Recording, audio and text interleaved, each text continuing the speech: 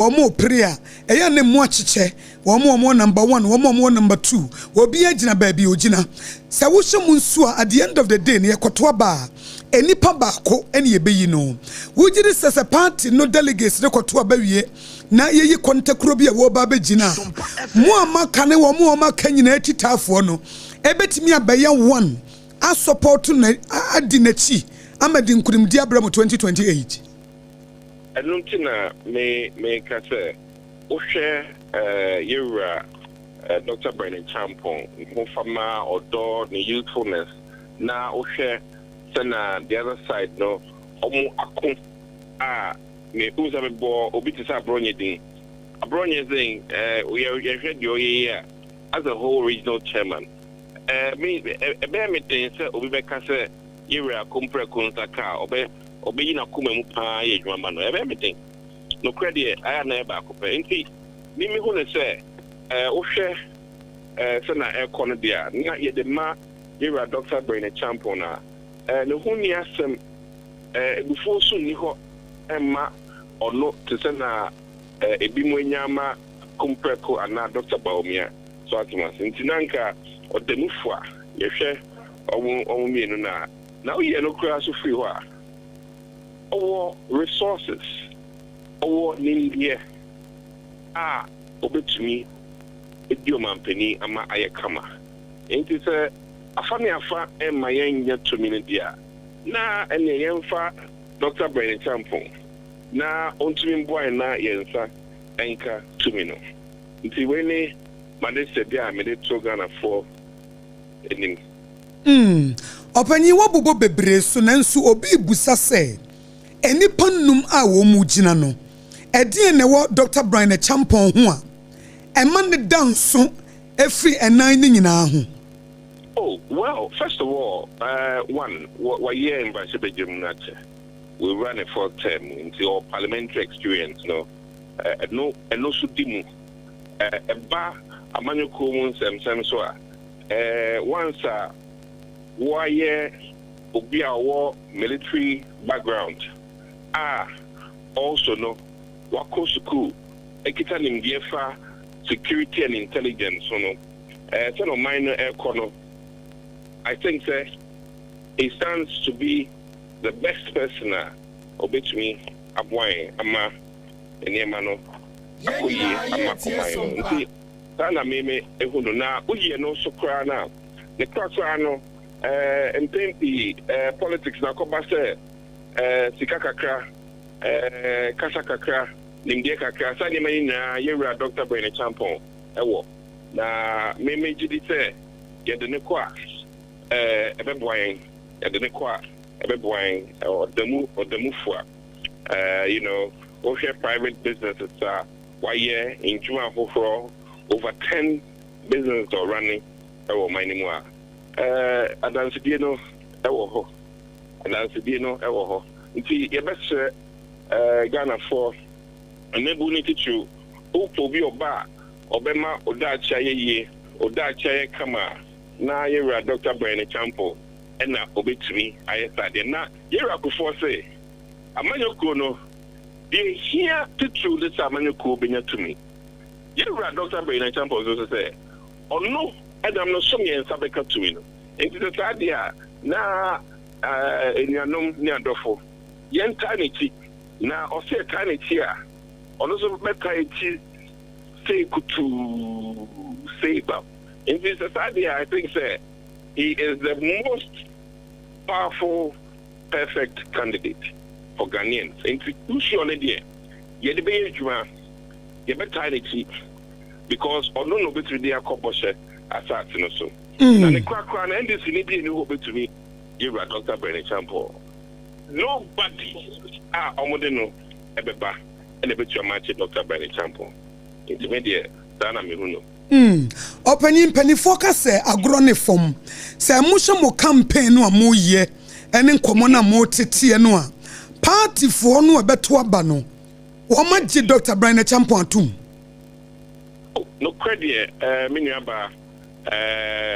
ye share apoyasi ye wie region yakwa santemam kakra eni aba akra na no credit you run into the honor in some to former. To be no, ever say, Ampa. You run a ton magana for on the sum. Now, party no so be here to truly say, Open your candidate a Ghana for a bewitched you. Now, a number no soon to my trauma monama abaimu. Now, we a party now only candidate of between more babaimwa. Yeah. Now, Oshe, a candidate, they call last time in MPs nippy a between or Mumpesaso. And I no say no, Oshe, by the champion, I mean, what you did tell no bar. Then ban better swatch MPs in Ama Aboagye Obaapa general election. Yo, Opani, better was say when Sompa Cassia Batchin come here for dog. Yo, Yanni Dr. Dixon Adomakukisi, one no Eka member Brian, the champion team, campaign team, Womu, Womu, so we be to Frank Adiama, the new patriotic party, Amani Kurana, may best studio be na Mene, Miam, but Oponchiku, Abekasene, Uba, a Facebook page, MPP headquarters, Agroni Puso, Branebe Baby, Ewaha. Brane balloting air custom said in Yama esi ekoy obo memo akwa me just mami na bibia bokodi adumia hwe me gidi se onso hu ye wata de na fe pa medasi aya pebi mami medasi obo na obo minim said na wo MPP headquarters ma yen hu de ekoso medasi mami emi se ene ebra ebo eyedu ba ko sene mpanifo a womoda eye MPP amanyuku na no edeba betu dwa kire mu se senate bia no enne no na abrewa eyi puma kwamu a ye behwe se eye wo mu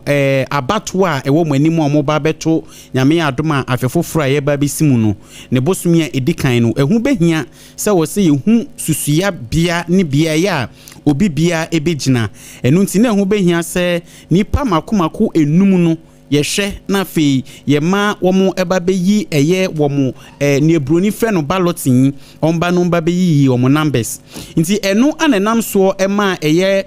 aspirant na se candidate womo qualify ni nyina no yema womo ho kwan na chese womo nyina nso etimi eba eno kwasem ni se candidate na nkasa ama omo baaye no eye omo anamusifo na womo ebaaye a omo ene eye mpanifo ekokotwehia ye ema nipa makomako enu memo to aso wodi ene wona wa hana mami nkodi nkomo bi mramanya owura Daniel Chireme opon a wono doctor ye wosai aduchum wono so ne camp eho ne wona ye nkodi hu nkomo opani memma ajo eba hot bite e was Sompa 106.5 FM so that's say ebra ne balloting course so muhu se moda number 4 no wada woro ma ho brase muhu ne say agedi kamege nchialema otiefo na erenchampo enso ama delegate etio friend Dr. Osedum akati na emse ansaka na yekoli nam particular numbers I beda no na the various delegates they are born to our country na twan say number kwa yebi na yetinya align up your campaign na maboa mo bia betel na bi okoto aba o gba bi obeto afa na the nidi wa ho ne say you choose number 9 and 9 no at number 4 no campaign team ni na be ye ni bebre because eniama sisi so pepepepepepe even Dr. Osedum yaw dan ye wo na da number 4 o sa check 4 ya 4 in se kire asunje ye party be bia ya betru ntawa said the describing as Russia Ukraine war SCM party ma afani afabi kontokwai who here ni public Dr. Osedum what nya ka afani afana bo ma ye nya kwajin kudim 2028 into number 4 ni sitra homa asunje I said homa foundations I can't on the four corners of the county in answer boom back. Is there any place the kind party boom, sanify the elite, sanify the society, by and partner, a partner, a crabeshe. We come for any that number 4 year, a dear perfect bar. As I in the best months of your one for you, Busumi, for you, Busumi, so that number 4, but you have never been a prepared for 2028 election ever to December 7th. It's a Thursday number 4 and you know super but you know come for you now kujina adwumaden ni adwumapa ene trimu pa asemo a ebeku so Akosua ka kire delegate ama o ma hu ni mapa ene nti se pa Dr. Yosef Kim e wo ma osunu kokoko party ene mpo Ghana man nyina opanyi nipa num no a wo mo pre no ede na wo honorable Dr. Yawo osai adutwum ho a ene wo bia ho ade wo Dr. Yosef Kim ne hawa ibi kan osifa ben ho ase ene ni trimu po a wo ma oman Ghana the Dr. Yosef Kim kan say from Kwame Nkrumah preso ne asojafo aban Akufo-Addo ene kofo amam panimfo bebra bi ye man so no oman se bebra amana bo oman but ade ba ko a uko sirim efrisema be si yampo ano won kan ne central region ade ba ko a eda so wo Ghana men eyo hia Dr. Yosef Kim say na ni so ade hunu kesi a ode ba be di oman so nyina ne se obetu ohia ase na watinye apagya oman na kowiem akosoro ama oman so afa ne tuma pefra efrise ono amu free him anane papa ne mama go school da be na madisha sem so mane be hwe nwumasia so e wo ye man mu nti wo kire se nwumasia kwatinya sesa na bra body na tumpenpenso bi a e na wo China ne Singapore de nwumasia ye omo man a so fe o said chim se nwumasia ye ni free amuchire mu da nwumasia sem na ene ye de peja e ma mo mo odwum ye de peja school fo a ye de omo wura school ntiti mo mo be engineer sasa o man san se na nipa odi buja ewa abonte san se na na ebe faso ontina bi nani ma yeseye Dr. Yosef Kim ani so ade hu we ufa wona oni omo ko nyina de omo to nsanyanya utimu se Dr. Yosef Kim etina brand uhwe ni ma abeye wakwe Ghana ni ba ko pa odamu fu a watima bi suku akese miensa wo US abrochimen apa Ghana ata be swafo organization atem so da ba ko bi suku ba ko ma ko adwe woche ema Ghana addition to project could do something Pennsylvania and then you are cotton or catch us very cry you didn't actually it's Dr. Yosef Kim Numa Wabaye ne na home brassier ne nyansane o mind peja ho nimdia woni no o dance e afenano nipa oni o mu ko ni nyina and ono so ndi atem Dr. Yosef Kim won tina no asem boni emfa obida on kaka satwibia nso dia obi no china ye capacity na buma akwedi Dr. Yosef Kim demufua asem party na kabum supporting no koto aba number 4 e ma no 31st January opepon bosi me do so dia saba ko 2026 na Ghana be fan ntuma pefra ye party be fan ntuma pefra delegate and ye be buy na kuma mi ani obanyansa na memo akona de ba ko asesei party atitafo aye o madwendwene ewo MPP mu eye enkabo mu bebre na stro se faction na abamu no nipa num no wo bia woni support enti se kobasa at the end of the day samokoto aba ye beyi ba kope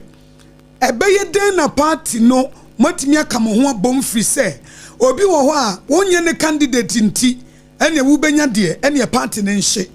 enu no wugiri se Dr. Wasaya waditwum or that the capacity obetimi combine anaso the unity ebeba party nim. Right, we are starting born to our and either so and to a boy, far or mining now, what to cut in a different hoop tone. And someone delegate now, can say, no, moon say you need a bit settled or said to more that. I delegate here, all course of humanity. I'll say, almost up front now, can now, and 9 a cut of tire or said to almost young. Obiba or the cassette or cassette yawi, the we in a staff for 18 years, but Dr. Yosef Kim one. Kandinya obejina omani mu a enyumo abe baby an yankopon pega ni free or didn't could do something so any man is what the Emma Ghana we na delegate no say dabi the hair afani afa entoko mo ko no gidigidi na e say afani afa ko na nteta abonti so ni be fanko yen na o ma from the fanko ntene nipa a ibetimi na si infin oh Russia Ukraine toko a e koso we party mu e Dr. Yosef Kim betimi aka afani nyina bo obi a okabia pentokwa ene ntawantawa kasachi a ekosu omumba akubia ni ho obetimi aka yen party na bom because ochira bi udi na senu ntiri ngoka ntente yen kan humbo betiti epete rene power nemo Dr. Yosef Kim die ojira mfimfia obetimi ake afani nyina bom because on kasentia obia onjira timfie so mpombo obidi nti wei koko sema anase we asembia ekoma delegate nyina yen hwe de egoso yen fo bu nyina nzo nseniani yen hwe de na tirimupo ene ne mind punto mu adwimupo eso ema yen party yen hwe ni ko betinya ka yen abom ewo mpempenso edu mu antawantawa ACM party ma ankwese 2028 ye party betija nemu ebese tinya baba 2028 abe peja mind Ghana apeja delegate edi party eche omunya ahwitu apeja ankwankwe apeja mabuna wo mani ochina bi eni na serious amia ko drum pempenso bi kan Peter ni eba be president wo mani koko ni ba for the first time eba be president wo mani mu a ahwe nani swadi huna ntibi se Ghana be ka be hwe yem party MPP osunu kokoko amanyoko no nso ebe ka be hwe Opani ya beda se wadwenkyira wo de be yeda se pina eya no acha Dr. Amaye yo atiefo ye ni owura Daniel Treme wopon Dr. Yawosai educhum kampo mu no wo ye 8 to Daniel 8 edemano ene na twetwe nkomopon mesamu akwa bawo me da asmame enti ene NPP headquarters ye hwe ni esi ho well enti ma sana na medikan America no ballot ni de bibie akoso yie ma ebewie akire no enam so ma eye ekitafo ene anamusifo a omo ba ya omo ba begina edema eye omo candidate ni nyina eni eji eye ballot na ekoso enedue ewo eye omo atena kese ho ade ba ko amihu ya ma me na eye me fepa ne se MPP amanyuku no eye amanyuku a sebi omo nyina eye baako anamusifo eba eni nyina hu omho se omo firi yefun baako mu ma enunti no emfa ho ne nea omo candidate ne ekitafo ni bi eye we hu we ana ochia we nso hu ya na ochia we na obisase we camp tesen we nso camp tesen migidi se party mpanifo nhyehyeye a omo de atoto na akwanu ewo abato no ahosiesie mu enne omguso omo bonto no migidi se eye a eye pa se afei ana obi etie dia na number 1 no eye honorable Kennedy Akompreko Ejapon. Number 2 eye Yera Brian Echampon. Number 3 eye Dr. Alhaji Muhammadu Baumia. Number 4 eye Dr. Osei Educhum. Ena number 5 eye engineer Kwabena Ejapon. Na nietie nie ebeto dwa anopempo krampo kyerese eye engineer Kwabena Ejapon ansha enya ade a ombetimi asan niti esanse womo kyerese party no mu no womo dikan edisikapudri bi edeto ho a womo kyerese no ne developmental fee enti development fee no na eye 4 million Ghana cedis eno na ebi susu se yerei ni sika ntimi andu nti na ebia na omo disqualify nanso omo anamusifo a ebae no eje tudwum kyerɛ mu se so enya ade omo atu anka enya ade ebema ho kwan so omra balloting so enu nti ni nyina no eya hosiesie ene aka bi ebinum ene na mo kyira wo mo to ayampia se na be ya umbe yere afrimu nanso yewre enye enne ene di kan a wode no hu ewura eye akansie kase mu sei mama fe yenhwe eye mpanifo makomako enum no yenhwe mu nyina ye bia ewo MPP amanyuku no emu yewura Ejapon wono no woye engineer se na medi kan ye no na ono no yehwe ne engineering field a wode sum MPP amanyuku na wobe sum party no as general secretary edema party no emenam sumpo kra wei eka ho a ne mpemiensa a kyese yewrei egina pese anka yeto ne so aba na obeye frankatuni edema MPP amanyuku no 2007 yewrei e contest ye ena 2023 osanso e contest ye enunti no looking at this particular race now wasanso enya akwenya wode no ho ewrem na se akwenya timi ba e de mane de a na je se yewrei ono so waseti abakosempa sanso ena yewra ohene Ejapon enka ne mra hyebedwani e de ma Asen Central ena afensu pokra yi wono so yenimini dibre a wode sum amanyoko no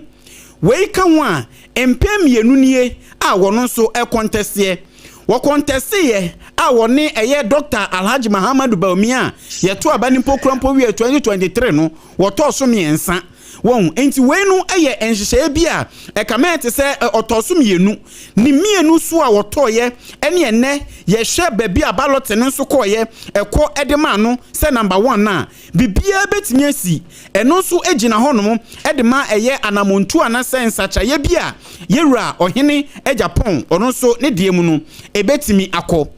afa yenhwe enkane soafo ano no anohwe ye nuane ene ye nkuaye ensem so yewura Brian Echampon wono kro yi woye mrahye bedwani edema adehye ne timamufu a ewo eye abitifi ewo ye apue mantem wono so make say akonya kese wei a aba ede amani se bibie timi toto na akwamu na ye rate mi sanity ede fimu dia na chese wono so ni position a woda se number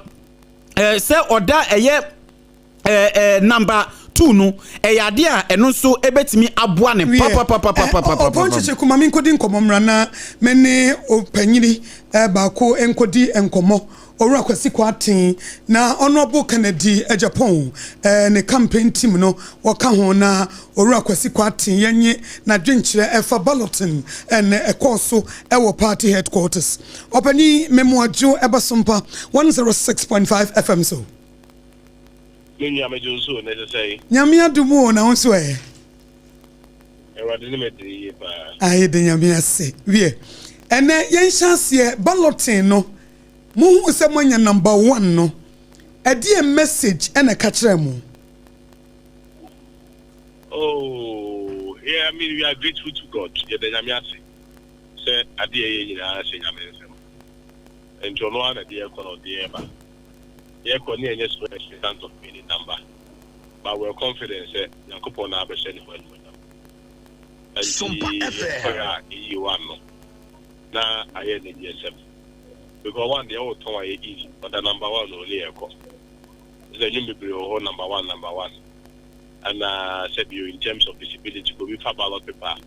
Who one in terms of saying you do only decided about to make us all number 1. There is that other advantage, but he hopes the leg. The rich man, well, let's say the 7 number 1 or the ballot position 1 as or do. So we are indeed working, and we did say. Yankopon part 1 not very reflective. Yankopon part 2026 31st January. Onro kwate mami musa say candidate 5 na obia April niti no. Edi na wo Honorable Kennedy Japan ho a eni obia ho.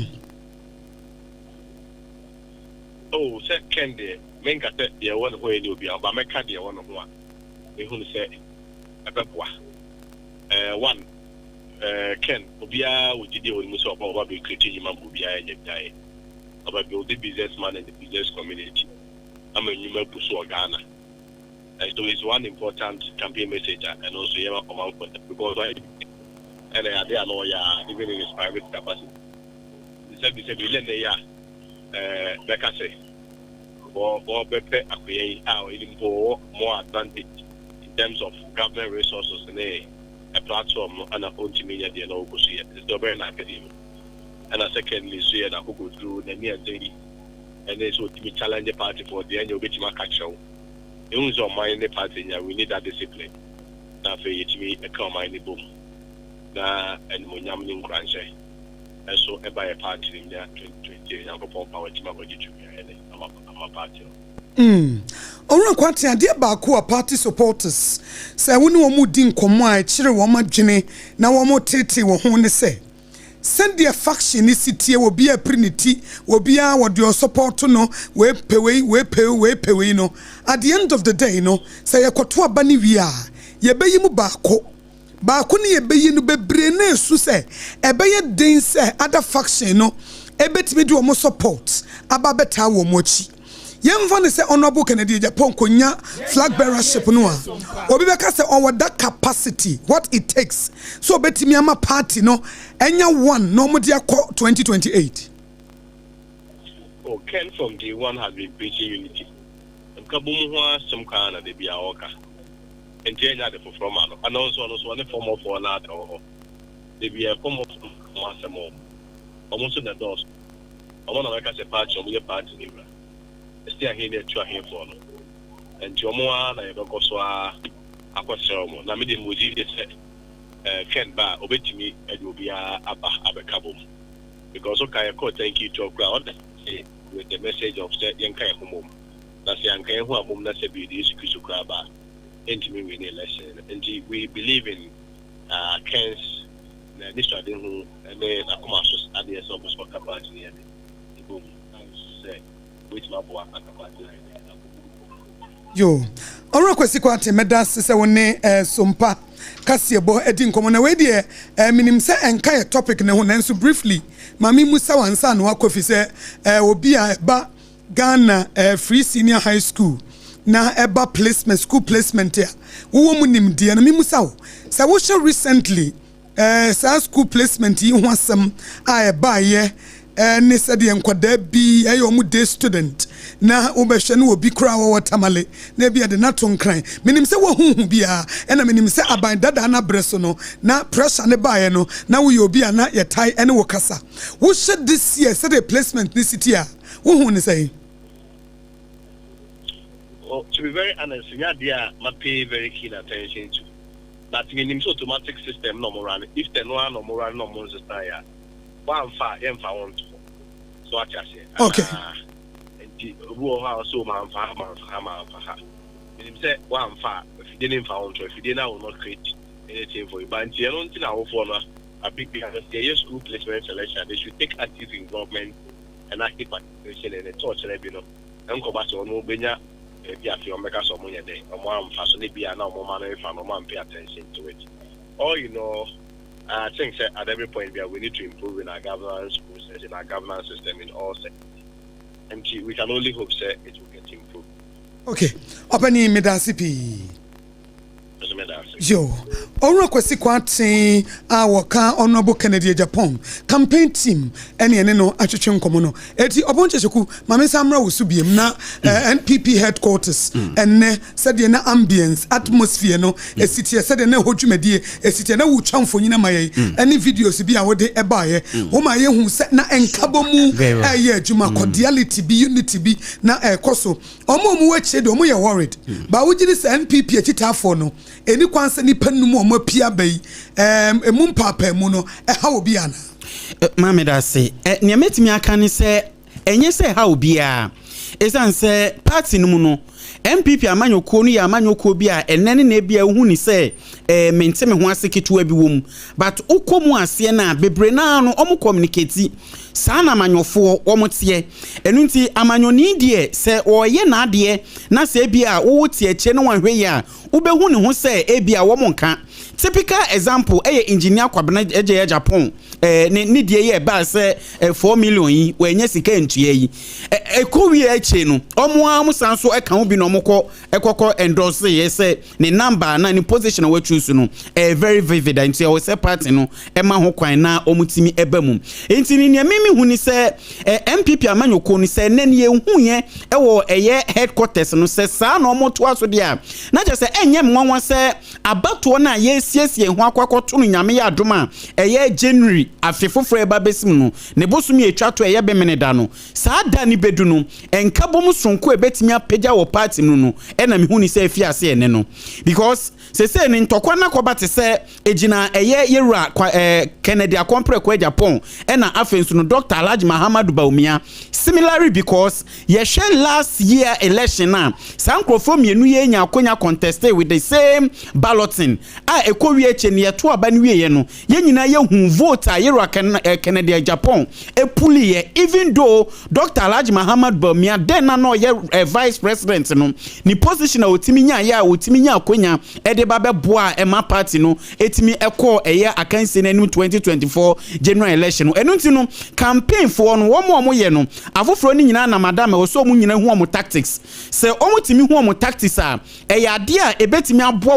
wo mo campaign ye mu na ebetimi so ato insupa e de ato omo campaign so na afifi ye dipa ye bego so de die ni de akire se na tie bia na wo twe ba besim no ekonya so ba na ebi omo campaign mu nsem no neja emu aprobo no so no eba beto pon so a ye be hwe na afi ya pen emu pomasibre enu nti ye be bo ma ba so so ne tetro empanifo a enya akwenya eje peni a wo mo che this particular primaries anase wo mo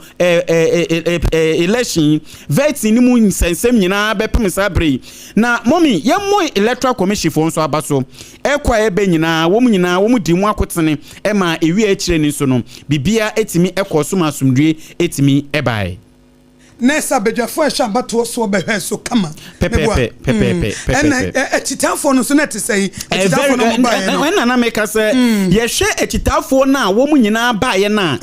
ehonum na hwe dan koye pinso ti se na ebia yenim se okay Dr. Muhammad Bawumia na eba na chitafo nie anase ebia ohine e Japan na chitafo nie nu ye hu bibisa e wo ho boko nti se obehwe mfoni ni kura ye hwe na obie no onoma wo hye any of the candidates no na fade e wo ho party colors kura no yan hye da hu ni ehu ni nyina no ye nsentrofo ene eja candidate wo mu nyina etimi ba ya wo mu eba beti gina eboa ema eye abato no emu nhihye mu nyina etimi ewi peyo upon Bemaya das say would the money bon free NPP headquarters. Now with your brave here for we a Sompa 106.5 FM Accra. Our Poncheku every the new patriotic party NPP among your corner headquarters and no dear money bon by a ballot na a course with BPMO say honorable Kennedy Japan no and enya number 1 now Dr. Brian Champion number 2 now and watch no number 3 no Dr. Mahmoud Bawumia and at the Otoso and 9 no Eddie Dr. Osaya Educhu Mhona koye ena di otwato ni engineer kwabena Japan chen ena ekoya ha eye Sompa 106.5 FM Accra young toothpaste ena the brush no nsia kase ebono no no pa mu kwa no ekosi no nson no wo mo na ebo ye chidom medimafo heba sentence so eka home sanso na onga mama's helping hand ena time heba Michigan health services so wo mo eka ho bia ya ho mesotew ne de aka nyina atoaso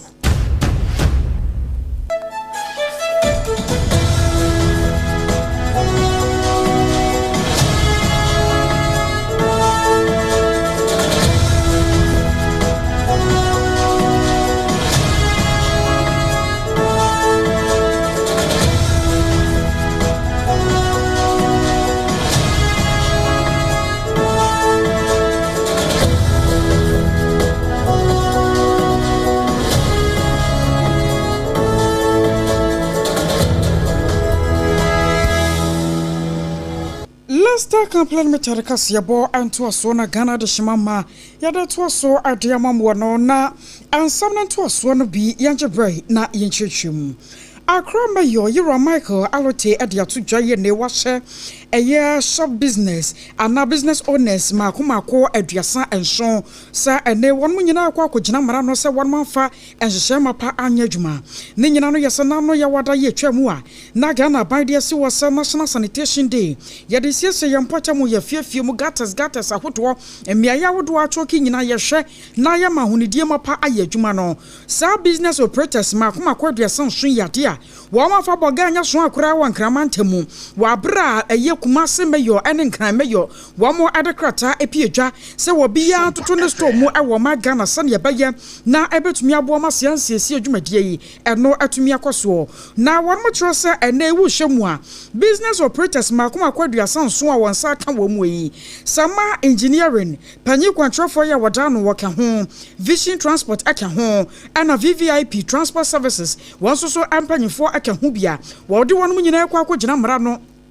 na emrana ne won modie san yesana efata na wo kyerem san na no memenda ye twamu no wo mo boanan akọ Central Business District ye no ewo nkramantemu afi wo firi won wa bowura mu ewa bowurashi aboso kan ewo no nyina won mo fefai ewo no mu ko hu se sa business owners ma akoma kwadua sanso wo mu nyina biebie won mo shop a kyase won mo aye adwuma enti ebra wo siesie mpotamu no na sa afo die wo mo da so aye adwuma na no memenda etwamu yi na ekoba na sanso na se eye tietia Ghana ye mra no wa ya hyase ye mfanya adwuma ye obia hwe no wa muso no na sa afo yi won ma buso ewo ma Ghana ye hwe yi a wo kyena bie no enya de obi de sa mra no ebeye adwuma biem enam so nti wo mo de aso twe pa ye safata akọ e de ma business operators makomako aduasanso awose na ne kyena yata no wodum be kwa kogina court na fei court wa hyase e de won ma samudie nti a and I don't remember ye twam wo no ebra na siesie mapa ekoso wo magana shop I would do makoma aduasan so ya womo awon kramantamu de one mo afa anya adwuma ya na womo egusuada eye adwuma e wo magana emu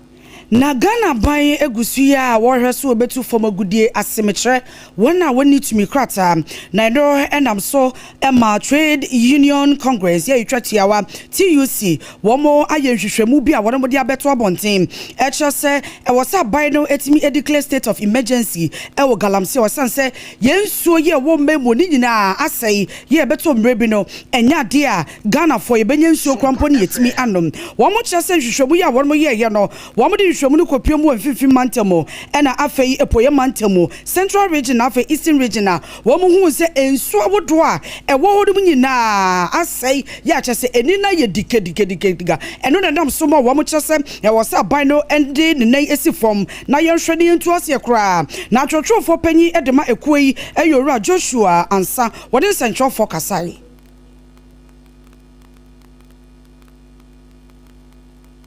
Ewi arishmama yehwesi yansa ebeka eneno Joshua ansaya wodo eye General Secretary edema TUC adwumekuo no na nsemu a wokan ye edefa ho sem e wose aban ne hwe na otu galamse ase sebe ya enchima ya wono eba no wo mo ho enkwache wo mo osese otu weni hwe ye nkwa ya wodo a eyade eni enya pa sede galamse fuoi esi asese ye nkwa ya wodo ye nsu ne adade ewi yenkoni enkotie sene Central for the income. For use. In this case, it means that if steps are not taken quickly, definitely the whole place will shut down completely, and water is going to be a very scarce commodity for Ghanaians. So I think that where we have gotten to today has actually dampened our service, and that is also going to help us take a very decisive decision. When we made the first attempt, let me say that it was through newspapers and other civil society organizations and some few members who are working in the region. But today we have come to say things with our naked eyes. I think TUC must not sit down and look for these things to go on. So we are going to deal with the government on this very issue and ensure that steps are taken immediately to ensure that our water bodies are restored so that we can get good water to drink. It's to engage the government and also ask the government to take very pragmatic decisions on the Galamsey issue. Galamsey must stop. It must stop. Whatever means, whatever ways that the government will take to ensure that the Galamsey activities are kept in this very country, we will demand that from the government. They have to reinsure. I don't know. Arishmama Ora Joshua Ansa, a General Secretary at the Trade Union Congress TUC Edmekono. I was so your tour and some no asona and some more about just said no free senior high. Ya mo fana nya mo akwanya ya one more akwani ya dia. School placement system no any janya sem ketwoma. Ebi mo fabro nya ho renkra kasepa chichiru ane asante mantemu. Anam so ma deputy Ashanti regional coordinator at the free senior high school no. Wapanyi pan wa baba kasa yiro Michael usu befi en wacha senya nokre. Enya nokre da se wo mo hyebabi ya wo mo jeje nkrofo bribe no mo de wo adwuma no wo mo ye ne sane sene fata sane Ghana ban akere wo mo no a se ye mofra na wo mo anya school no wo mo hye na baabi a ekwanda da won fa wo mo toto no sa baba na wo mo ye no eje so obi hye kuntu na se na so wo hye baabi na wo gye sika enye wo mo na sa sika wo mo gye. Sompa FM.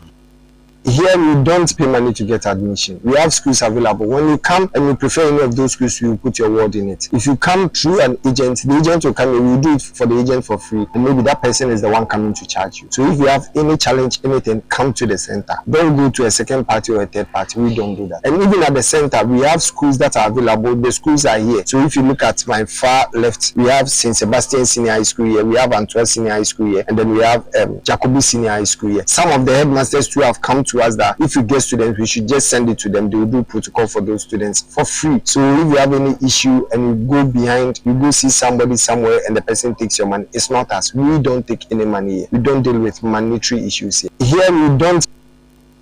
Anya dia one mo jada mo dia bia de free as school na say abata no ehowei ayo deputy Ashanti regional coordinator at the first senior high secretariat no Ora Michael Owusu Befi. na yada so gina enwumesua enwo ensem emu Ora Thomas Kwame Boatin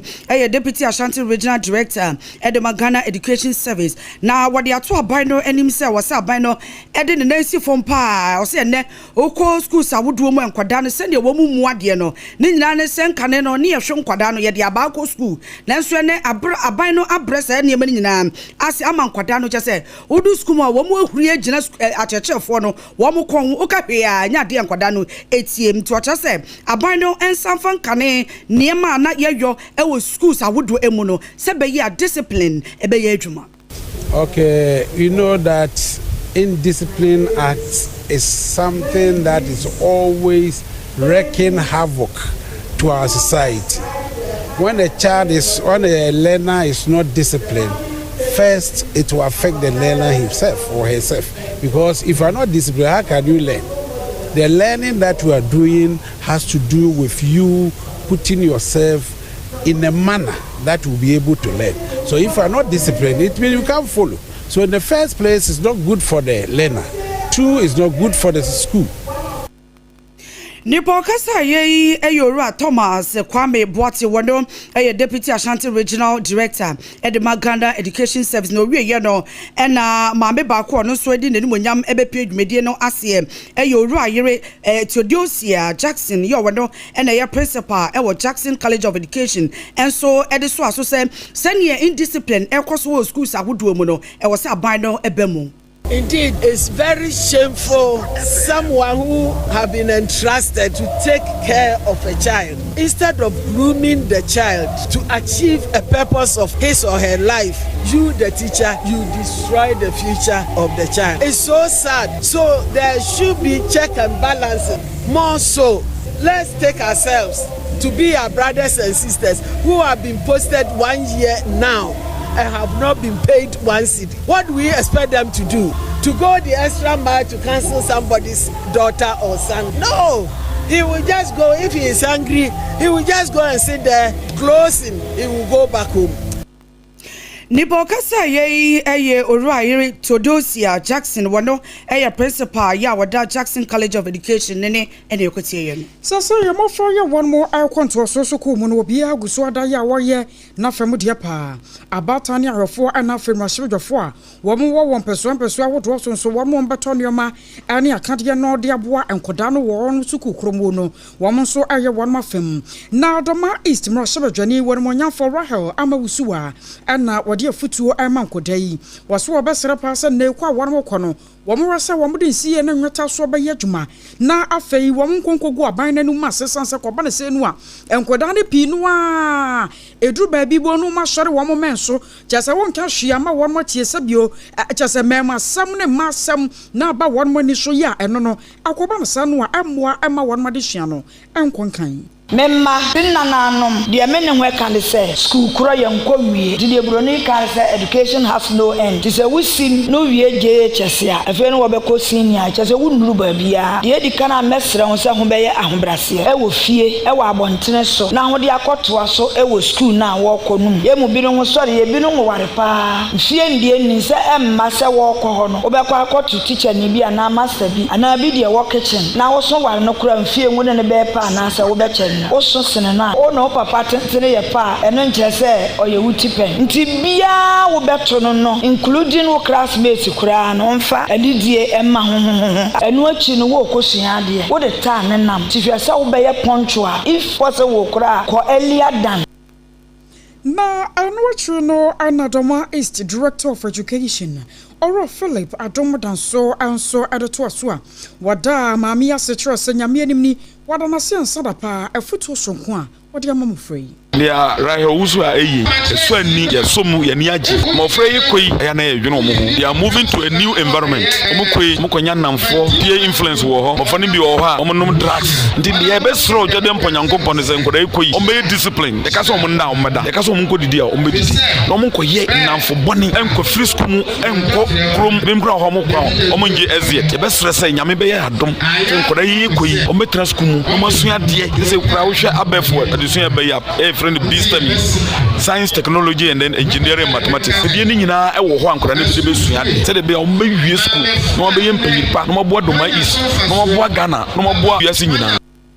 na kwakwamu no na abatane ahwefo bi a wonom so akọ na wakwaje nkyerɛkyerɛ ne afutu ewi akyire asan so gye sika bɔkyene ka ho no wɔm so adam rahye dwani ase yɛda ampiase ɛwɔ mmoaso no kan ɔde aboa yɛna wofo yɛ ase apere ba anya kwanya ɔmo ɛtoa so akɔ school ɔmo ama yɛn ho ahahare pa wofo de yɛni agye yɛbɔ na ba so sɛ nyame ɔnka no ho na kodu abarima ne a ɔbɛhwehwɛ afiri abarim bia no nyame nya na dona ne sanka na ɛmoa nkora ne nyinaa na daakye ɔmo abrabɔ asi ɔmo yɛ yɛda yɛ maame ampiase bebree sɛnea wayɛ ama yɛni so bebree paati yɛade so ama nyame nhyira ne bebree da yɛ maame ase de ayɛ ama yɛni ɔboro yɛadwene na yɛte ase so achirefo abaka no ye be de ma be mboro be so ye da ba se ye da madam la helase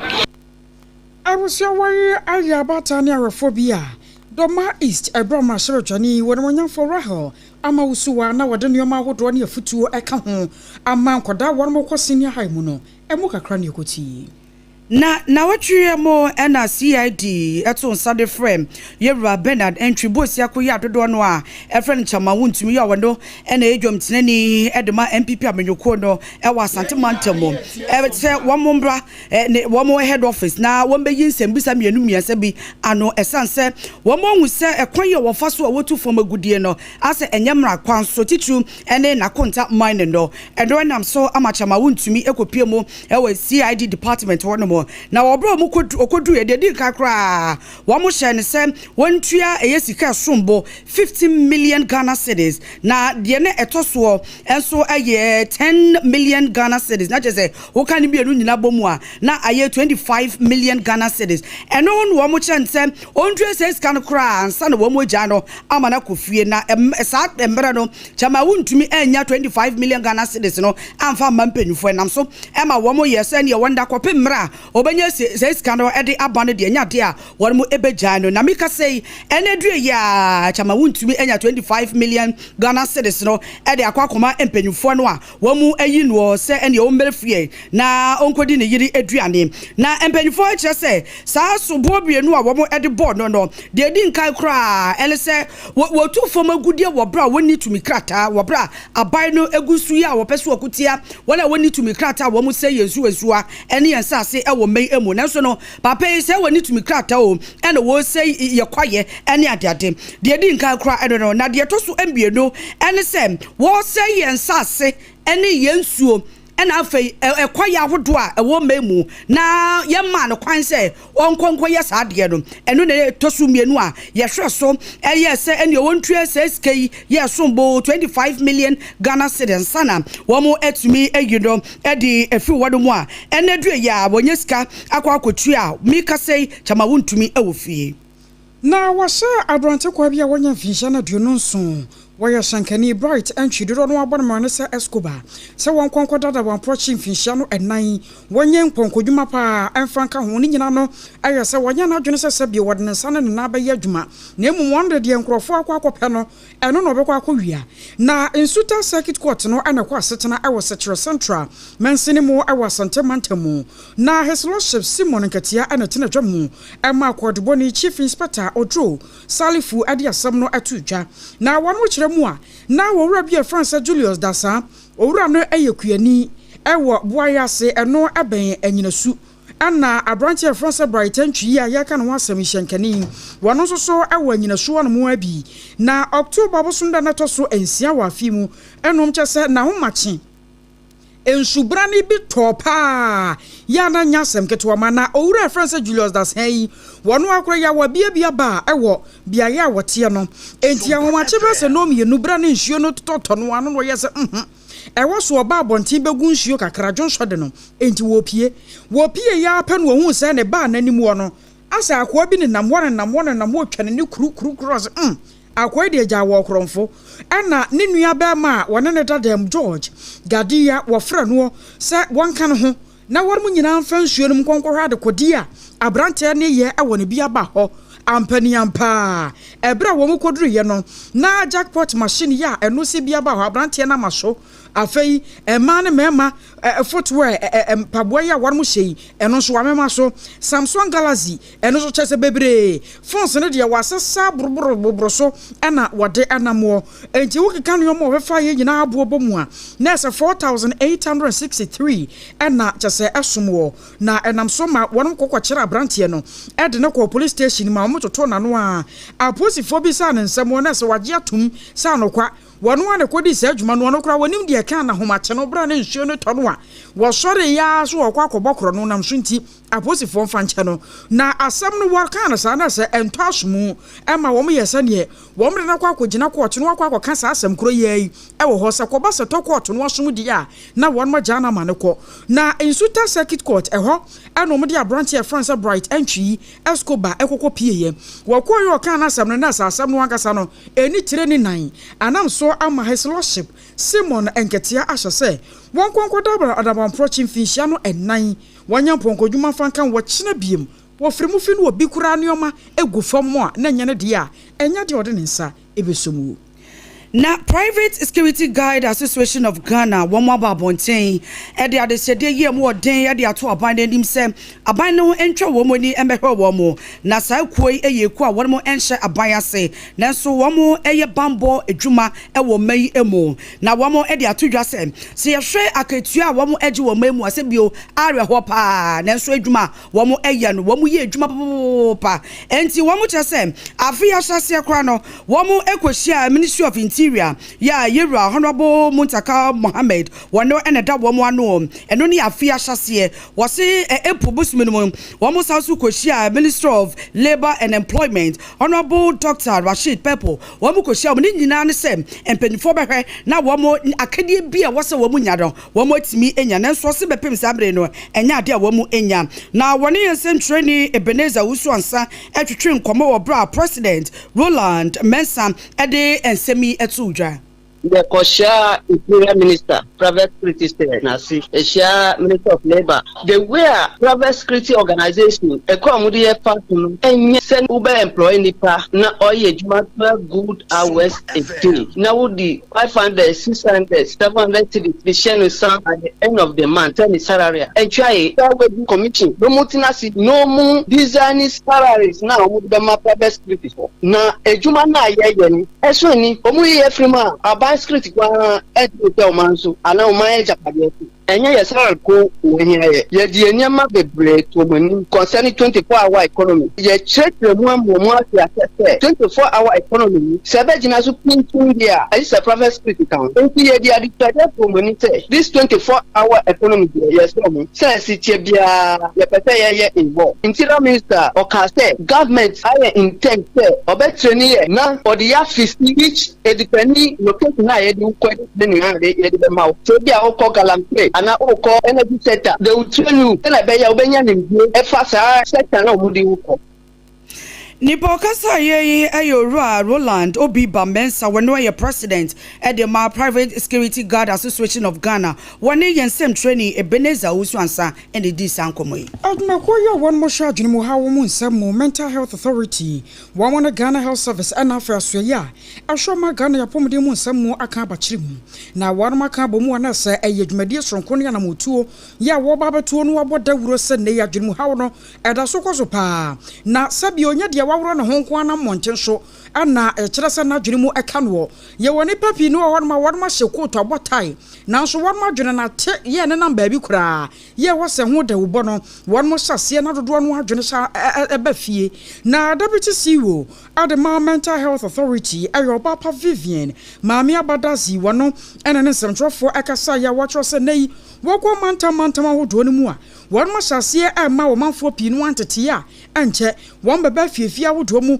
hospitals wodo mu na won mo chinchin mu sane ye beye betumi aboa sanse wo hwo na no junta de kura de si ye a edidi nkrofo pi no akiri mu dam ya ebi mu ntimi ntinsi won mo dada mu enti san yo ma no nyina aya na muntu ampanyifo edi gu akwemu. The Mental Health Authority in collaboration with the Ghana National Service NADMO and the Ministry of Health is advocating for a comprehensive agenda to integrate mental health into disaster preparedness and emergency response framework. If we mend the body and neglect the mind, we rebuild a nation that stands but does not heal. Our nation has known disasters and has known strength. We remember the June 3rd tragedy in Accra flood and the fire that intertwined the main 9 stadium disaster. Sompa FM. I was earlier telling your mental health authority. And you control for the Choya Wadano, Obaapa Vivian Mame Abba Dazi. Now, Openia Wado and the Ghana Association of Banks, Yera John, Newa, Akasa Achemuse, medical doctors, I would do ye war or may emono, Dodoanoa, Bayer Wahamunchi Chemu, Edio Sondier, Wamu de Decapo Paneka, Wamudeno, Aya Banks, I would do any Wamu Bora, Banks, Wadomo, now Wamako Koji loan, Wamu Jane, Ediako Bimaso, Sa, Wamose, Aya dear hard dream pa, na Banks, I would draw, and so bre, a sun is car, Wamu Bosian womu ko bi ma so mo sanso mabiem embetres kanintino ma banks abodo ye wo memono ebre pa nti obesre se medical doctors no se emuso mo ne na mo se bio me oye medical doctor nti o sika so oboa wa akoji loan and we dwane akwa baby. About 70% of them are not paid. These are medical doctors, people we hold in high esteem, to the extent that at some point we're even attempting to write to the embassies to seek clearance from banks before they allow processes. We are going through the Ministry of Foreign Affairs to ensure that the diplomatic corps, you don't just wake up. There's a letter that is logged at the Ministry of Foreign Affairs which is trying to achieve that. That is a reactive mechanism. Nipokasa ye Eyora John ne wa no wie ye no what was so HMUSM some medical doctors here waka wo mo asemi bebre na ewe broche sene na me cheche mo no wo so wo ntuo wo mo gi scanner wo mo adwane akwa akoshe broche a ono so cheche mu sei. But do you know what doctors are doing to the bankers, particularly those who are offshoring their services, like migrating to other jurisdictions to work? They have bank accounts, they use their bank statements, they have personal loans. The bank will not ask you exactly what are you going to buy. It's personal loan, it's personal to you. They will come to a bank, take like, let's say 120,000, 150,000 Ghana cedis, take visa and jump off and leave the loan hanging. Wherever they are going, they are working there, they are earning. And one would think that as medical practitioners, they would just say, I have a liability in Ghana, which enabled me to demonstrate that I can fund my travel. So let me come and settle. About 70% of them are not paid. These are medical doctors, people we hold in high esteem. Nipokasa ye Eyora John ne wa wano president at the Ghana Association of Banks. Food and Drugs Authority, one more atu anamobi. One United Nations Children's Fund, UNICEF, and the two sana monwa. One call my Ghana ya drama so and Yania Yedie, and Quaya Desra, and a Nyama Yedefra, and Nimu Aye Mushishimu. Now I was young Ramona Bato, Jano Yasam, get to my bedama. San Yama Yediana dear, Yade Ye Hono, Dodonwa, ye Equafa Hawkas ye the Bretitu, and your more fryer one more for one more crafen or more for Fem Kodanketwa, and a fee, a pen for ya one more son more watcher by a brand na one more war. Now you should more one more year and one more more. Manta Makuma could do sia, ye wa Magana Muno Muchini Babia, Aquaya Sanshimuno. Now an idiot ye, one more we said nay. Sa islanders ya just a man yana one to tway a mukana kaji what would you say how can see a pa ye was one yasam get to a man and you show more one more yeah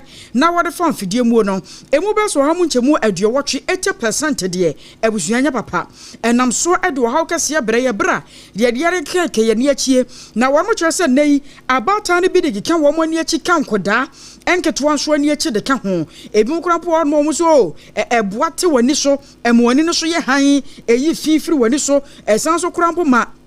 and more be a sabio everyone in no ye the free ho now so soon in one dache and soon so bama wanya na kodano so nya de aka hono enye asem kuma wo mo free wa pa no mo ba shire Shire ya na pemfo die eno so wan maka ho nsam kakra ya wo kyerɛ sɛ ha mu nkyɛmu aduonu num 25% ni nyina nsoso nye ya eno no emmo apemfo bewie kyerɛ bonso oba apemfo bɛwo no sabio na akoda na kwa akodi dam wani dam nso so a etumi ma akoda no sabio wo firi mu abra wo hye yafunu mu o edi saa nneɛma no nyina no ayɛ nneɛma enam so ma abatan bi nya sunsanso bɔne ɛwɔ ma wo mu na nso so yɛmfa yani ɛnkɔ ho afei wo ba aduane bi te sɛ Tom Brown ya ne yɛka ɛwɔ fie edi no a ɛno so wo mu kyerɛ mu so ha mu nkyɛmu aduana enum emienu 42% ɛno so nye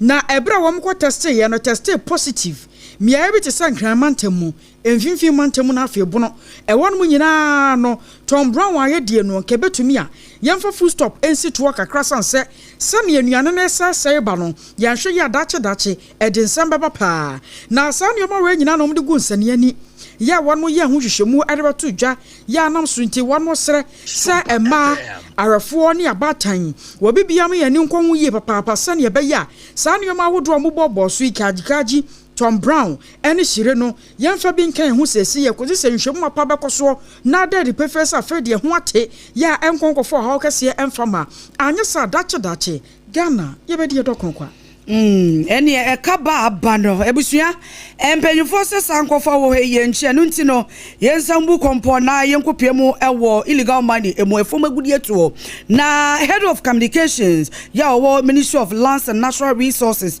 nana ama mawusi e de atodwa se asoye no ebo wo homodin pa se wo betu efomagudi ase meche wona wani tumi krata no ye hwese wo mo ebetu ase na wo kye se enhyehyeye bebre enegu akwemu asoye yi ehya se nkakrakra wo mo se wo mo kaso mo ye gidigidi enya de a ebeboa enti wo mo hya se nkakrakra wo tie mo se nipa dodo no a na ebambo empanyufo ache wo mo a wo mo hwese mra no ene wo mo ebedie na wo bro woni central for di nkomo no o cheche mo se. We had said that based on the orders of the President, forest reserves, water bodies had been declared securities. But that said, we're deploying, currently we have about 400 trained personnel from the NIMOS team. And based off that conversation, we are deploying all 400 of them to these security zones. They have been categorized into 21 hotspots nationwide. Currently, deployment is ongoing. The teams are going to be kept there permanent. And so we are not having a case where they go into the forest, they clear them, or they go on the water bodies, they clear them,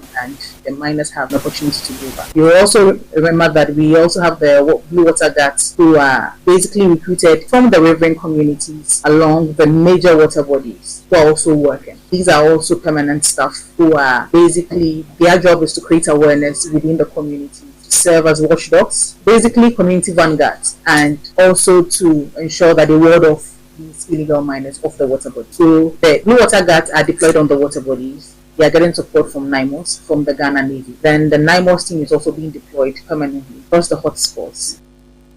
Nana ama mawusi ena yeti ne no wie ye no woto aso echem se won mo yi bambo mu mpanyfo pa ya wonim de eba no ekon mu a won betimi akono mo di nkunimo ese wo mo nko ba bi a wo mo ehu se ehwo no boni beka se hotspot pa ehwo no ne baba se no mu tu fo bogudie ne ene gidigidi se wo mo nko no mo ko se wo besia no kwan wo se bambo mu mpanyfo so achichiri pa bebre ya wo mo hwese wo mo ebegina emrena no. This week, the team has been very active. The Blue Water Guards have also been very active on the ground, driving their activities. As we speak, on the 9th of October, for instance, we had 28 illegal miners arrested at K3 Point. We've had about 6 excavators seized during the week. Water pumping machines, 65 of them, across various areas within Dadrin pumping, and Cobra, and some at K3 Point. Also, some Tanfan machines, some heavy-duty water pumps, some generators, some Land Cruiser vehicles, shovels, pickaxes, mobile phones, Indian hemp, mercury, torchlights, and a whole lot of things. Basically, the essence of this exercise is for us to keep Ghanaians abreast with the issues and to carry all of us along the journey. Stakeholder engagement is key. If you look at our strategy, it's the one on top of the list.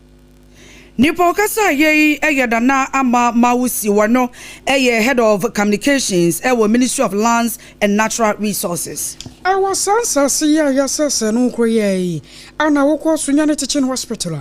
Dr. Charles Intumo ye senior specialist ho wono akoye ba no sebio ma himfie ho no mu a opanyipe wa bere mu ye papa ya wo ye mu hwehwemu ehwe ya de kro ya ba wono mewie kire wade aduru akan na wono na etufuo ya wo sere yi wo se na ewu hwemo pa no agalam se no esai man no ha wo man no ama wo man no kro ba bia ye duru no ye nyina ye kura ya se yan hwe yi a enuoma betumi afa yase wo se ni nyina no akwa se ne ya bata ne ahwefo a wo mo ekwa wo so no dodo no ano wo be kwa akofie no no na se enuoma bia ekoso wa hemfie ho no ensa da ntwaye nam so nti sa Ghana ban betumi de nhyama pa gu akwam na galam se de yetuase kura ma yenhue no eni da ho korogyen a ka de nsusue mu no kebe boye Galamsey ano da so ni nyina no ye pa kire unregulated mining a ekoso ewo ye mpota mu na saa chemicals o mu use ebi sebi ene nipa dua no enko, that is to say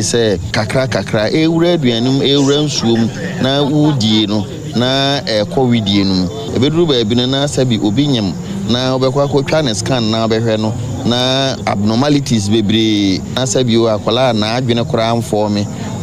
akwala yafunu ne wedie no kora amfo me ne ade enti wei ebeka ho no mrebi beba ebedi enya yie pa enti me de adesrede na me de to ye nuanum mema ne mma yate agumu ne ye Galamsey ye friend unregulated mining no say ye besre ye ntie mpanyimfo asem na ye nim raso na mining obi nsi ho kwan but ye nkofa kwan pa na aban ehihye agu ho no se na ebe ya yare doma ebetumi di abre en da akye nyina no eso beti amaye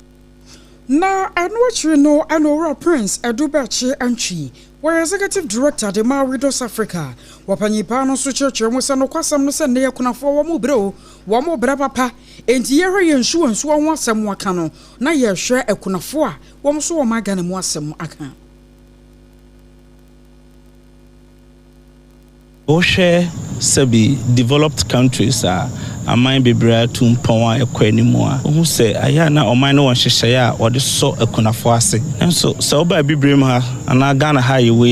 ye frɛ developing countries ayana akunafo ase tenam no erem no krenie sɛ ɔde oni tu fam emema ankasa sei no ya setena yetena wa abrabo mu no mfie bebre na ya na ya warem ane wo because mema de tawu ntem ba ema no de omasetena na omotena warem kakra bia na omukunu agya wo mo ho no ma beje akunafo to se mfie bebre aka wɔ nanim nyino betena wa ebi oni be ma yiso tena ye wagya ne mma abeya de so go ba yiso se be obeso nkora yasen aboa mo matimi ato o mo disua so asem edu ba bia odu oti beto kra ya na emu erem enti oba Widows Connect Africa ye di djubadi ya ye frɛ emrantie emabawa na kwakrambo no Anora Collins Atapoko wo ye chief executive officer Adema Aduana Football Club ono so de kakra to aso efutu amede be ma mebuna aba ene se hwehwe ba bia wani gye wo na hwe adoma kyede a ewo mu na hya se tu anamon a ebe ma sa adoma kyede ne anyini na wotimi de di dwuma so e de aboa abusua bibiara o ye bia no emi gidi se wo ye ni ya ekwan bia sikasam ni nyina jai ene me sure sa afna ja ne ma me nka nche ne sa de ntino pie kobo obo biom awotwe afi ya kwa me sure se ne ma me bebisa ne bibi ntino de meka ne se yenhwe ne ewo nipa ne mu na yentu anamo entai na chi so tu kwa konkrom fufuro so abrochira hu se ma me for de omomma ekọ se yenkyere won bobo na yan ye wa adoma kyede na de ne ye ma adoma kyede na senti ebese na omobafi ya yensi omujesi mom fufuo no maye mbo omo de so mfansi won san kwansi ho yentu anamo mbisa omo coach ne omo PE teachers se suban be no omo da na di na adwuma omo afa to omo so omo be no omo teachers ne gidi se no ne bebo omo ene ball no betima abo asan ko school aka ho ti yenhwe se me de me yewe ama me ma me na mri ame amatuma na mo I was your way chief executive officer Adema Aduana Football Club and no I want to mind Krobono Mantemu or Collins Atapoko. What here what bite Kasiabo free Sompa 106.5 Accra. Leicester complimentary new call. What the young toothpaste and the brush aba and numere ye betri asin. Watching a ditchy call ye betri. A friend and number any say tree at Yaka home. Edientia. Yabasi a sen one casa pie fita. We are no free. efi no nkeka wa bɔ ne bia ye wo mu no ye yi di firi hɔ na afei asaboa me yɛse no wankasa gyina brane na eyi pampa bɔne ade firi yanum ya toothpaste ane ne brush ano nko a ane aposia ewo adwama so a ebua wo edi dwuma na kama ya wonya tamache obi amfamfiri ho ye wo paste bo no abe yusu be wie no na afa ahyase am wonum ye kuro ye wo brush bo no abe yusu be wie no na atutu asa adwiri de agu wonum ya toothpaste ne brush de eye de twam eye papa na obia nso nya bia eye ayama nkoda ayama mpanyimfo akra ne kumasem mfrey 0501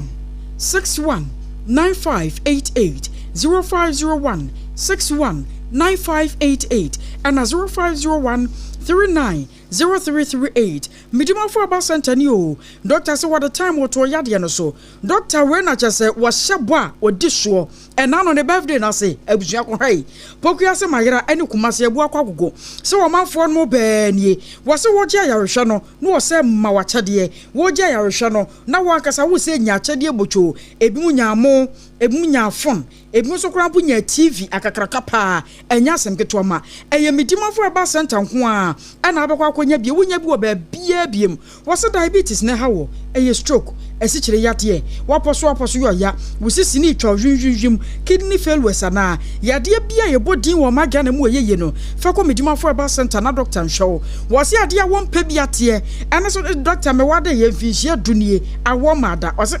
enu kra de ye kokokura entatia case na wo so oba no baba no wa mo wodro am wa menene se guna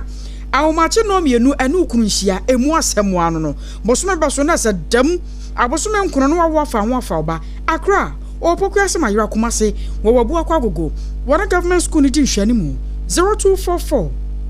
77 4282 0244 77 4282 na abatani ahwefo mu amama no chichiro ne mama no monye mfinhia na nkono ko ne du 9 years to 14 years na muntie na monhya ne nso se HPV vaccine no yeguso da ya yewo na eye free afei wo wonso nkofo ha obi amfa mera woda ebo ho by the free cervical cancer ho enti abata monhya ne nso en wabofra na wonya nwoye no obaba ya no mane nkonkwo wo na ntumi mboa no na Ghana Health Service and Ministry of Health wo mo na ebo samanie etrose ehuhia so oba bia ya wodo mpanyin fie so wo betumi awo bie na aboa wo ebo ho ban free cervical cancer ehu na enwumre de menim so oba bia ya wutie ye no wo ye aduane na se waduane na wo ye no anunsuo no ebeye da na chese eye onga na wo de atumo wo se aduane na wo ye no waka hwe wo se meja ade ba ko wom ye wo se ema aduane no eye de ade na woja no eye onga na wanfa entumo nti oba sa wonsa no aduane ebeye da eye onga na wo de tumo abom se yes aduane taste ni nyina ebesesa onga de ye timi de ye bibia say yes stew control stew say ye say be out me enkwan ede na ye wo mo awodo ye wo onga 3 mix no ewo ye wo ginger garlic and afa onion ni nyina do ewo ho no mo enti bomodian say wo nkwan ana say wo stew bibia wo ye edwane nko ade a fa onga no fatum na say we duane no enye da say ye wache stew ni nyina no eye onga bomodian boru mo baby aton provisions bia ya bodin say ope onga ni bi ato wamu ebeyi bi ede about enumrei ye kwa kope dranom na yetu ye etidi yade malaria na se say ye dro dia na time herbal mixture edro no enwasem na mekan bomodin a se pebi endom nene na obi dia dance pa me news editor ne hododoro na no dia dance say Obaapa time ne de kwayi na msi yes Obaapa time no bomodin say obepebi anom ne ntu malaria no ase untumi ni di wenu mu ato medofo utna wasa no wakwa wu ana per time herbal mixture nanom wonam ya general body pezinya no ebabo na etu ase na eno mienu amoye ntafo wi ba ko firi mu enye yie eye time HH mixture ene ne capsules eye akabom nanom hunyam nyina ye ya no anase ye de bie ye wo ni pedo no mu ni nyina ase ebetu bema se wuntumi nyon so se ya wo dwonso a obre pa sana dwonso no aba eye time HH mixture ene ne capsules e boost immune system no nkomo nkɔmɔ na ɛwɔ mu no ɛboa ma ne tini enya ahoɔden egyina aboane ɛyɛ time HH mixture ɛne ne capsules ɛmanom ɛmɛma nso etimi ɛnom obɔ mɔden na ukopie mu herbal shop anasa pharmacy shop ɛwɔ mɛmu a obɛnya ebi atɔ ne mmom no obɛsɛ wo ne doctor edi nkɔmɔ a frɛ na wɔtafrija wo so agyeman ɛwɔ 0244417669 0244417669 na wo ne wo mo ɛntwetwe nkɔmɔ adehima ma yɛgyina so ne yɛda yɛ ho tiawa ne abasisia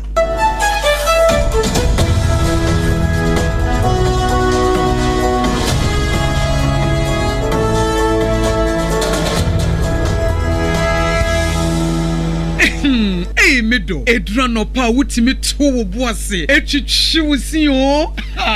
do na so nim se me de yas toothpaste and the brush and the twitwi mesima minya homka senti na ye bokoi na me de me all time favorite yas herbal toothpaste and the brush aboa me amasesei menum nso a enwunu anasa de ehia me semfimfem me biem na won hwese me si ayefita sesrecha homa na et brightens yas whitening toothpaste and then the brush and then me do shimisi enti na wo see fe na yas total care gel toothpaste and then the brush ni de ebo wo se ho ban demu ni nyina ema wonum ye sham oh yes enu kretrodo yas herbal yas whitening and the yas total care gel toothpaste and then the brush abusuan chamfa se wo pedudu tu e won kran ha for Leicester Ghana Limited and was 050-161-9588 Leicester Ghana Limited and the yas toothpaste mo ahodo and the brush abadwa so abeboye midimafo pokwase maira akra midimafo pokwase maira akra midimafo heba clinic aba akra ani wontie passengers egumi kai mu e ho na dodo na ekro ene sa akra ne botem yedemu ani yedemu ampa be se de adutwam Atlantic International University America memu abo Dr. Adujamfi babaso honorary degree as a professor in biology in herbal medicine it is said here ayaresano aye more oh misi minim wife ye kopa wo wanye 1 cedi nyinse ne betom ansa na yetues ka no nso mi connection na enhyeda nkoyie na esakakra ti say wa page mu amahode bam connection ne mu de we obo wo de ba de kra wo ba do kra wo de ba de kra ye ka stroke nso de wo fa no small chese agidi wo wuo ne de asie no yare bia etatia e wo Dr. Tamda so andi so diabetes hepatitis B prostate hypertension malaria yare bia kumasi say owo agogo opposite government school no na nkra hanso obepiem e wo pokuase mayira kwan no so free doctor 0244774282 and 0500-727215 Midimafo Herbal Clinic Wudimafo ne hwa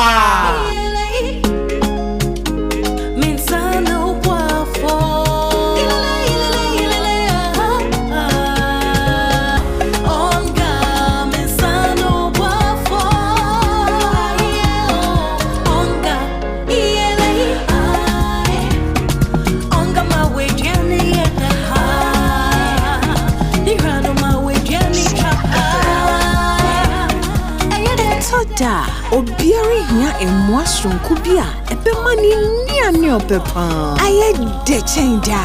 onga mama sano boafo FDA aji edwedie yin krato yaso sano boafo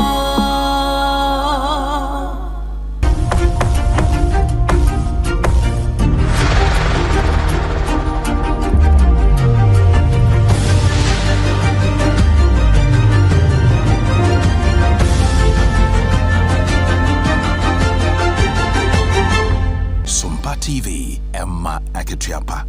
I was your demonstration much a year to one summer, so now you're America memu. Now one must state back where your friend set in a sea, 1 year tree. I was some cassia a sea, a war accurate energetic system factory. A brand another dear, no one more a year Juma. Now one much else and Fidiana, 1 more year Juma no. I was here and no anam soma chemicals nibi. I explode ama a name, Nipa Pinua, na one more free mo. Now one more Mayra Crampo, one more crowd, and Yasan get to a Maya Yakasay. And Peggy Focus, what I warrior, one more chill, quite sunny baya. One sir ever to me, I can one more saying, ye bedi chira na ya hwe baby asusuan adebode ho ba fa wai so ne ya chana ne ya da sam ne nyinata asie sa fra no wote yanka ensam wede baaye no Dear the Mokotino, Ebony say. TUC adwumakɔ ne dire kɔkɔbɔ akɔde amoma mpanyin sɛ ɔnhwɛ na wɔntu galamsey ase. Sanso na asɛm yɛ kɔbɔ ne nyina adoboa ɛwɔ America memu Tennessee. Anam so ma accurate energetic system factory. Biaya one more ayi adwuma no. I explode nam so ma nipa dodoɔ no ada. One more Agyeiwaa. Yɛne yɛbɛtena second kan yɛyi ayɛ me. Akosua Agyeiwaa kɔdeɛ boaten. Mene. Obaapa nana ya ketre.